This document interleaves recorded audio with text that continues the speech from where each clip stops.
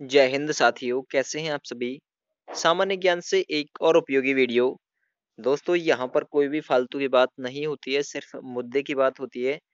जो आज आप सभी को मैं क्वेश्चन कर मतलब पूछने वाला हूँ वो काफी ज्यादा इंपॉर्टेंट और खास रहेंगे। तो मूक टेस्ट नंबर दोस्तों है 6। डेली वेज एक मूक टेस्ट हम कराते हैं। नंबर ऑफ क्वेश्चंस रखते हैं 40। तो आज की इस वीडियो में भी 40 क्वेश्चन है और छठा भाग है। ठीक है। तो रोजाना ऐसे ही उपयोगी मूक टेस्ट पाने के लिए आज ही हमारे यूट्यूब चैनल को ज्वाइन कीजिएगा। दोस्तों, ऑल एग्जाम स्पेशल ये वीडियो है। ठीक है भाई, चलिए आंसर्स भी हमें कमेंट करके भेजते रहिएगा। साथ के साथ स्टार्ट करते हैं आज के उपयोगी टेस्ट को। सबसे पहला क्वेश्चन है, पृथ्वी पर दिन और रात होते हैं, किसके कारण पृथ्वी पर दिन और रात होते हैं। सवाल नंबर 1।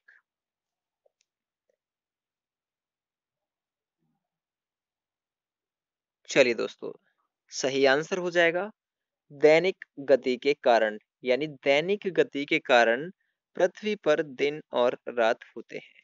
दोस्तों, दिन और रात मिलाकर कितने घंटे होते हैं? 24 घंटे होते हैं। जो समय है दोस्तों वो कितने जोनों में डिवाइड है? वो 24 जोनों में डिवाइड है। याद रखिएगा, ये भी क्वेश्चन पूछा जाता है। ठीक है भाई। और पृथ्वी अपने अक्ष पर कितना झुकी हुई है, ये आप लोग मुझे कमेंट करके बताएंगे। चलिए अगला क्वेश्चन करेंगे। सवाल नंबर 2 है, सबसे बड़ा ग्रह है, तो सबसे बड़ा ग्रह कौन सा है? सवाल नंबर 2। सही आंसर इसके लिए रहेगा सबसे बड़ा ग्रह। दोस्तों, यदि आपने चूज किया है इसके लिए बृहस्पति, तो बिल्कुल सही आंसर है। आप लोग मुझे कमेंट करके ये बताएंगे कि वर्तमान में बृहस्पति के उपग्रह कितने हैं। ठीक है। पृथ्वी दोस्तों, ये पृथ्वी क्या है? ये पृथ्वी भी दोस्तों मतलब एक प्रकार से ग्रह ही है। और पृथ्वी का उपग्रह क्या होता है दोस्तों? वो होता है मून, यानी कि चंद्रमा। ठीक है। MOON, मून, यानी कि पृथ्वी का उपग्रह है चंद्रमा। शुक्र को पृथ्वी की दोस्तों बहन कहते हैं। ठीक है। पृथ्वी की बहन शुक्र को कहते हैं, भोर का तारा, शाम का तारा, और सबसे चमकीला ग्रह भी किसको कहते हैं? शुक्र को ही कहते हैं। तो ये याद रखिएगा। ठीक है।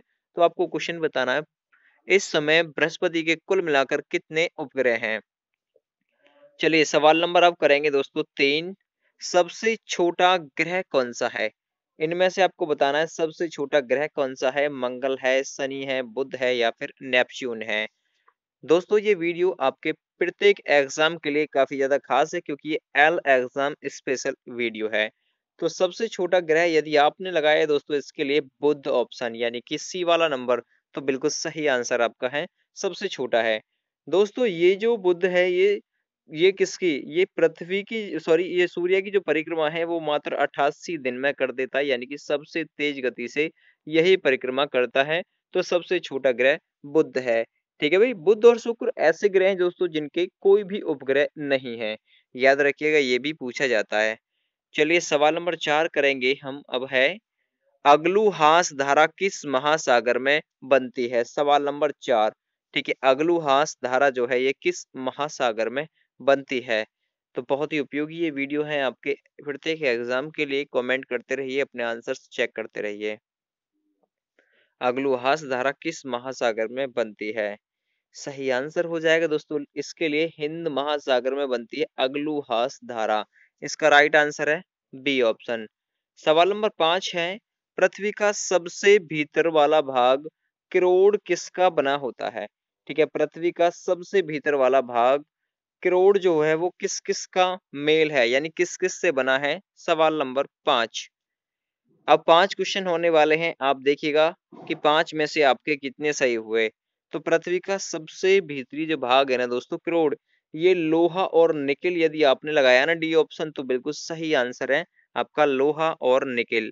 ये वीडियो आपको पसंद आ रही हो तो प्लीज लाइक करेगा, और नहीं आ रही हो तो डिसलाइक भी जरूर करिएगा। चलिए सवाल नंबर 6 करेंगे अब। मैग्नीज के उत्पादन में भारत का दूसरा स्थान है, प्रथम देश, यानी प्रथम देश कौन सा है? तो मैग्नीज के उत्पादन में ये पूछ सकता है भारत का स्थान, तो आप लगाएंगे दूसरा स्थान है। लेकिन वो देश कौन सा है, ठीक है, जिसका स्थान प्रथम है?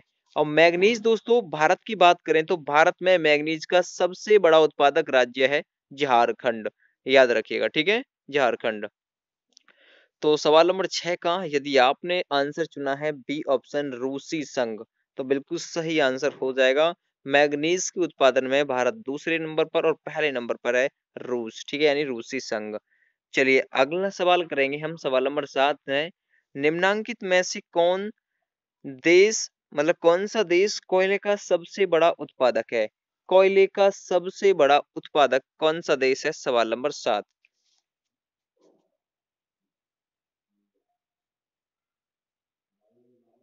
चलिए कोयला दोस्तों भारत में यदि बात करें तो भारत में कोयले का सबसे बड़ा उत्पादक राज्य है झारखंड, ठीक है, क्यों कौन सा है? झारखंड। और देश की बात करें तो दोस्तों सबसे बड़ा देश है या फिर सबसे ज्यादा जो उत्पादन जो करता है कोयले का वो करता है अमेरिका। सी ऑप्शन बिल्कुल इसके लिए सही आंसर आपका हो जाएगा। चलिए अगला सवाल करेंगे, सवाल नंबर 8, इनमें किसको जापान का मैनचेस्टर कहा जाता है? जापान की राजधानी की बात करता हूँ, आप चुनिए कि जापान का मैनचेस्टर किसे कहते हैं। मैं आपको बता रहा हूं दोस्तों, जापान की राजधानी टोक्यो है, ठीक है, जापान की मुद्रा येन है। 6 अगस्त और 9 अगस्त हिरोशिमा और नागासाकी पर दोस्तों 6 अगस्त और 9 अगस्त को बम गिराए गए थे। एक लिटिल बॉय था, दूसरा था फैटमैन, ये भी पूछा जाता है, ठीक है भाई। चलिए तो सवाल नंबर 8 का राइट आंसर हो जाएगा आपका ओसाका, ठीक है। ओसाका यदि आपने लगाया है, ओसाका को जापान का मैनचेस्टर कहते हैं। दोस्तों 6 अगस्त को लिटिल बॉय नाम का जो गिराया गया था वो हिरोशिमा पर, और 9 अगस्त को नागासाकी पर गिराया गया था फैटमैन नाम का, ठीक है भाई। चलिए अगला सवाल है, सवाल नंबर 9, स्वतंत्रता के संग्राम यानी स्वतंत्रता के संघर्ष के दौरान डेक्कन एजुकेशनल सोसाइटी, ठीक है, डेसन या फिर डेक्कन एजुकेशनल सोसाइटी नामक संस्था की स्थापना किसने की थी?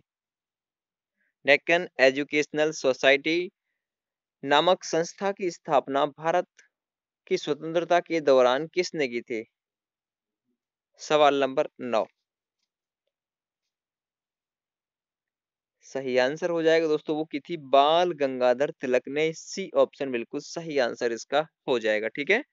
चलिए अगला सवाल करेंगे, सवाल नंबर 10, 1857 के गदर के समय भारत का गवर्नर जनरल कौन था? ठीक है, तो गदर का मतलब हो गया 1857 का संग्राम, ठीक है भाई। 1857 को जो संग्राम था वो 10 मई 1857 को मेरठ से शुरू हुआ था, ठीक है भाई। तो मेरठ से किसका मतलब किसने इसका नेतृत्व किया था, आप लोग मुझे कमेंट करके बताएंगे। और मैं आपको बता रहा हूँ कि 1857 के गदर के समय भारत का जो गवर्नर जनरल था ना वो कौन था? यदि आपने इसके लिए लगाया है लॉर्ड केनिन तो बिल्कुल सही आंसर आपका हो जाएगा। और आपको आंसर जो बताना है मैंने आप सभी से यहाँ पूछा है वो आपको कमेंट करके मुझे बताना है, ठीक है भाई। मेरठ से किसने नेतृत्व किया था? अगला सवाल है, भारत भारतीयों के लिए है नारा किस संस्था ने दिया था? भारत भारतीयों के लिए है। भारत की राजधानी दिल्ली है जो कि 1911-1912 में बनी थी, ठीक है। भारत की मुद्रा रुपया है। प्रधानमंत्री श्री नरेंद्र दामोदर दास मोदी हैं। राष्ट्रपति रामनाथ कोविंद। उपराष्ट्रपति कौन है? या आप लोग भी कमेंट करके बता दीजिए, वैसे मुझे पता है आप लोग कमेंट करके बताएंगे। तो भारत भारतीयों के लिए है, ये नारा दोस्तों किस संस्था ने दिया था? सही आंसर हो जाएगा B number option, Arya Samaj ने दिया था। 11 नंबर का बी ऑप्शन बिल्कुल सही है, ठीक है। आर्य समाज की स्थापना किसने की थी दोस्तों? तो आर्य समाज की स्थापना दयानंद सरस्वती ने की थी। ब्रह्म समाज की जो स्थापना थी ये की थी राजा राममोहन राय ने। चलिए अगला सवाल है, सवाल नंबर 12, विंध्याचल और सतपुड़ा पहाड़ियों के बीच से होकर जाने वाली नदी कौन सी है? सवाल नंबर 12, विंध्याचल और सतपुड़ा पहाड़ियों के बीच से होकर जाने वाली नदी। कमेंट करिए ज्यादा से ज्यादा लोग और शेयर करिए प्लीज, लाइक भी करिएगा वीडियो को यदि पसंद आए तो।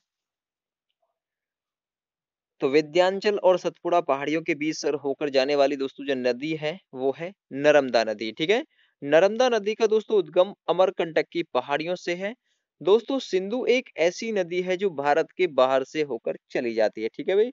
चलिए कोसी नदी का उद्गम है गोसाईनाथ की पहाड़ी, ठीक है, गोसाईनाथ की पहाड़ियां। और गोदावरी नदी का दोस्तों कहाँ पर है? आप लोग मुझे कमेंट करके बताएंगे, प्रत्येक क्वेश्चन के अनुसार आप लोगों से भी कुछ कुछ मैं पूछता चलूंगा, ठीक है भाई। अगला सवाल करेंगे, सवाल नंबर 13, इन्वेस्टर प्रोसेक्स मतलब प्रोटेक्शन फंड, ठीक है, इन्वेस्टर प्रोटेक्शन फंड किस संस्था ने स्थापित किया? Investor protection fund. सवाल नंबर 13। सही आंसर हो जाएगा दोस्तों, ये विकसित किया था यानी ये स्थापित किया था सेबी ने। तो सी आंसर बिल्कुल इसके लिए राइट आंसर आपका हो जाएगा। अगला सवाल करेंगे, सवाल नंबर 14 है कुंडापुर एवं करवार कक्ष। ठीक है, कुंडापुर एवं करवार कक्ष वनस्पति संस्थान कहाँ पर स्थित है? सवाल नंबर 14, कुंडापुर एवं करवार कक्ष वनस्पति संस्थान कहाँ पर है? दोस्तों ये है कर्नाटक राज्य में। कर्नाटक की राजधानी बेंगलोर है, केरल की राजधानी तिरुवनंतपुरम है, ठीक है, तमिलनाडु की राजधानी चेन्नई है और त्रिपुरा की राजधानी अगरतला है। तो कुंडापुर एवं करवार कक्ष वनस्पति संस्थान कहाँ पर है? कर्नाटक राज्य में है। सवाल नंबर 15 करेंगे अब हम। भारत की प्रथम बहुउद्देशीय परियोजना किस नदी पर बनाई गई थी?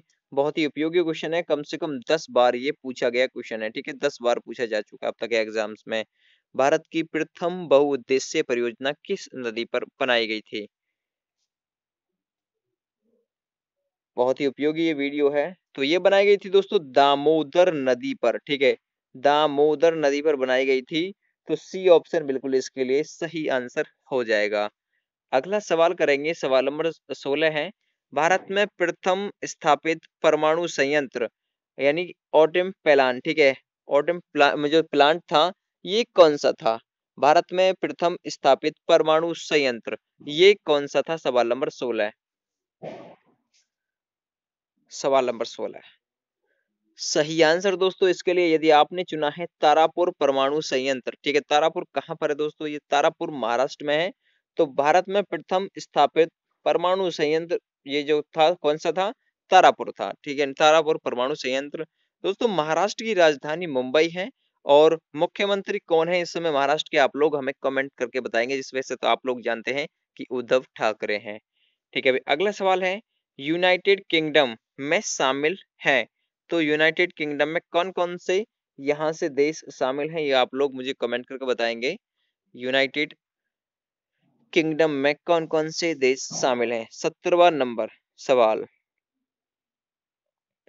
सही आंसर है दोस्तों इसके लिए आपका अपना मैच कीजिएगा इंग्लैंड एवं उत्तरी आयरलैंड, उत्तरी आयरलैंड तथा वेल्स, यानी कि ए और डी दोनों होंगे, ठीक है, ए और डी दोनों। तो 17 नंबर का बिल्कुल सही आंसर हो जाएगा ए व डी। अब ए व डी यहाँ पर थोड़ी कंफ्यूज बन गई। इंग्लैंड तथा उत्तरी आयरलैंड है, उत्तरी आयरलैंड तथा वेल्स है। तो ये ए व बी है दोस्तों यहाँ पर, ठीक है, तो ए व बी। तो आप अपना मैच कर लीजिएगा, तो फिर डी ऑप्शन सही आंसर इसका हो जाएगा, ठीक है भाई।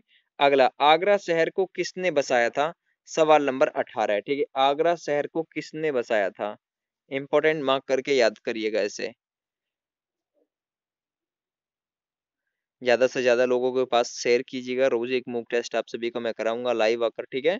तो आगरा शहर को किसने बसाया था दोस्तों? सिकंदर लोदी ने बसाया था। ए ऑप्शन बिल्कुल सही आंसर इसका हो जाएगा, ठीक है। आगरा में दोस्तों एक बहुचर्चित हमारे भारत का वंडर्स में से एक है, तो वो है ताजमहल। ताजमहल को शाहजहां ने दोस्तों बनाया था, याद रखिएगा, ये भी इंपॉर्टेंट पॉइंट है। अगला क्वेश्चन करेंगे, राष्ट्रीय प्रतीक के निचले भाग में उत्कीर्ण सत्यमेव जयते किस संदर्भ से लिया गया है? तो आपसे पूछेगा सत्यमेव जयते, ठीक है, वो जो भारत की राष्ट्रीय प्रतीक के निचले भाग से लिया गया है। तो भारत का राष्ट्रीय प्रतीक आप लोग बताइए कौन सा है? कमेंट करके बताइए भारत का राष्ट्रीय प्रतीक क्या है। और राष्ट्रीय प्रतीक के नीचे से लिया गया सत्यमेव जयते, ठीक है। तो ये सत्यमेव जो जयते है दोस्तों ये कहाँ पर? उसके नीचे लिखा हुआ सत्यमेव जयते, तो ये कहाँ से लिया गया है दोस्तों? यदि आपने चुना है मुंडकोपनिषद यानी कि सी ऑप्शन, तो बिल्कुल सही आंसर इसका हो जाएगा। दोस्तों महाभारत का पुराना नाम क्या था? रामायण का पुराना नाम क्या था? आप लोग मुझे कमेंट करके बताइए। महाभारत का पुराना नाम वैसे मैं आपको बता दूं जय संहिता था। अगला सवाल है सवाल नंबर 20, अशोक के शिलालेखों की लिपि क्या है? सवाल नंबर 20, अशोक के शिलालेखों की लिपि क्या है?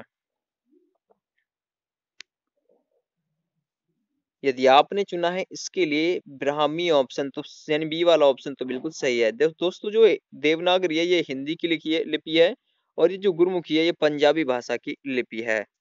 अगला सवाल करेंगे सवाल नंबर 21, बिहू निम्न में से किसका लोकप्रिय उत्सव है। बिहू किसका है?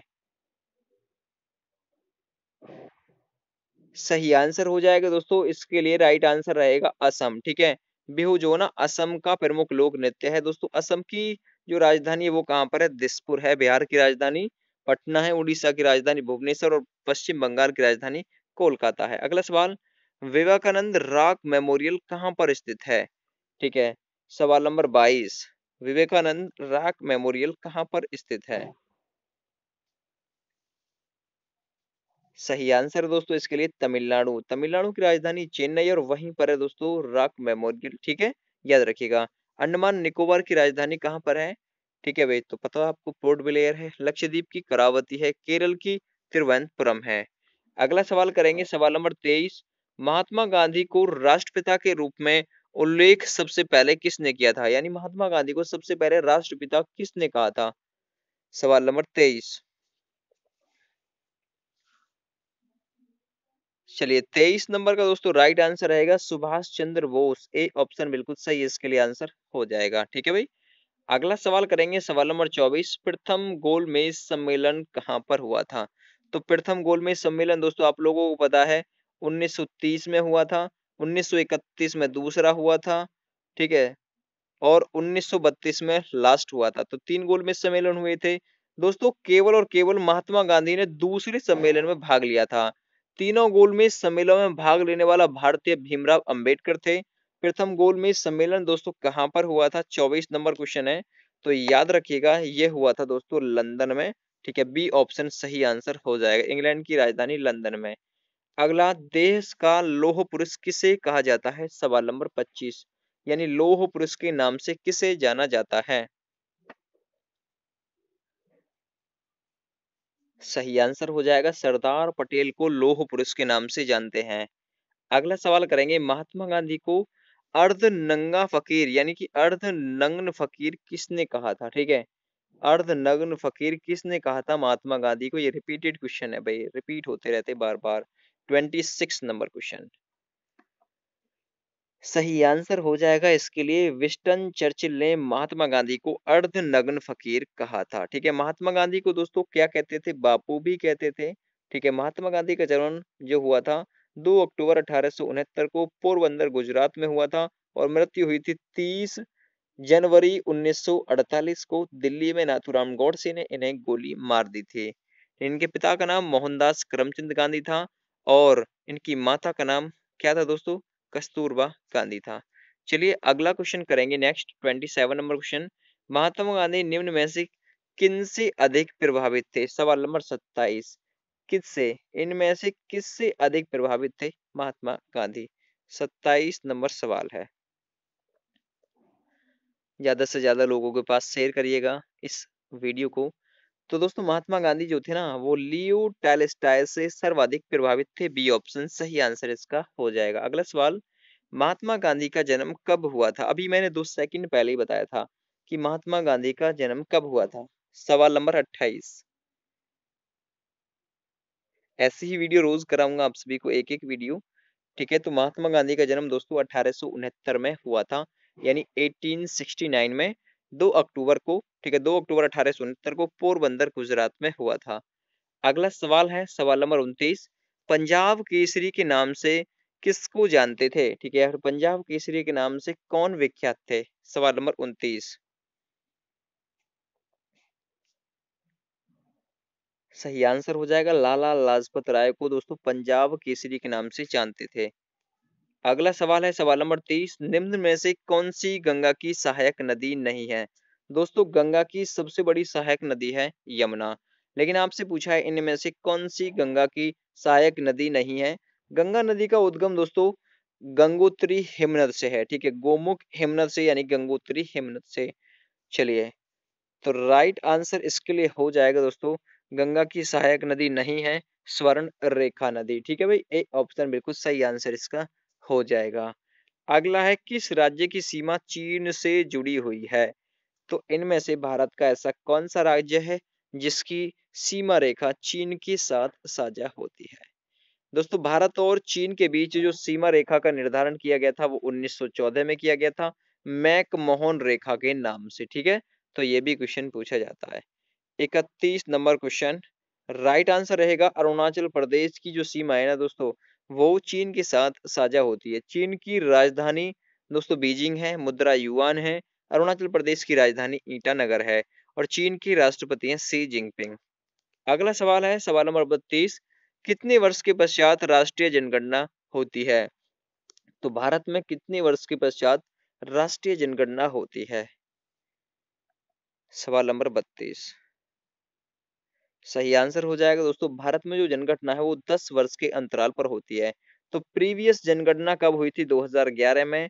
आगामी कब है दोस्तों? 2021 में थी, लेकिन क्या हो गया, कोरोना की वजह से ये नहीं हो पाई है। ठीक है भाई, चलिए अगला क्वेश्चन है नेक्स्ट वन 33 नंबर, काजीरंगा राष्ट्रीय पार्क कहाँ पर है? सवाल नंबर 33, काजीरंगा राष्ट्रीय पार्क कहाँ पर है? सही आंसर हो जाएगा दोस्तों, ये है असम में। असम की राजधानी दिसपुर, वहीं पर दोस्तों काजीरंगा पार्क है। कहाँ पर? असम में। उड़ीसा की राजधानी भुवनेश्वर है और महाराष्ट्र की राजधानी मुंबई है। अगला सवाल, ऑपरेशन फ्लड किससे संबंधित है? सवाल नंबर 34, ऑपरेशन फ्लड का संबंध किससे है?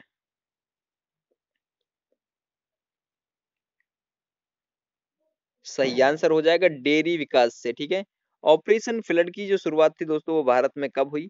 कमेंट करके बताइए, और किसने की वो भी कमेंट करके आप लोग बताएंगे। अगला, धान की खेती के लिए उत्तम मिट्टी कौन सी है? सवाल नंबर 35। सही आंसर हो जाएगा दोमट मिट्टी दोस्तों, धान की खेती के लिए बिल्कुल जो उपयोगी है। दोस्तों एक रोग लगता है धान में, वो कौन सा लगता है? खैरा रोग। तो याद रखिएगा, ये भी पूछा जाता है। अगला सवाल है सवाल नंबर 36, कौन से भारतीय शहर में हैवी इलेक्ट्रिकल्स जो संबंधित है, या फिर कौन सा भारतीय शहर हैवी इलेक्ट्रिकल्स से संबंधित है? सवाल नंबर 36। सही आंसर हो जाएगा, भारतीय शहर है वो भोपाल। ठीक है, जो कि हैवी इलेक्ट्रिकल्स से संबंधित है। दोस्तों जो भोपाल है ये मध्य प्रदेश की राजधानी है और मध्य प्रदेश के मुख्यमंत्री शिवराज सिंह चौहान है। ठीक है भाई, याद रखिएगा। मध्य प्रदेश का इंदौर ये सबसे स्वच्छ शहर है भारत का। ठीक है, 37 नंबर क्वेश्चन अगला, भारत में हरित क्रांति का श्रेय जिस सुविख्यात कृषि औद्योगिकविद को जाता है उसका नाम क्या है? औद्योगिकविद यानी कि उद्योग के क्षेत्र में दोस्तों जिसने अच्छा काम किया हो। ठीक है भाई, हरित क्रांति का श्रेय जिस सुविख्यात कृषि औद्योगिक यानी उसमें दोस्तों जो सहायता करने वाले हैं जैसे कि वैज्ञानिक हो गया, तो औद्योगिकविद को जाता है उसका नाम क्या है? 37 नंबर क्वेश्चन।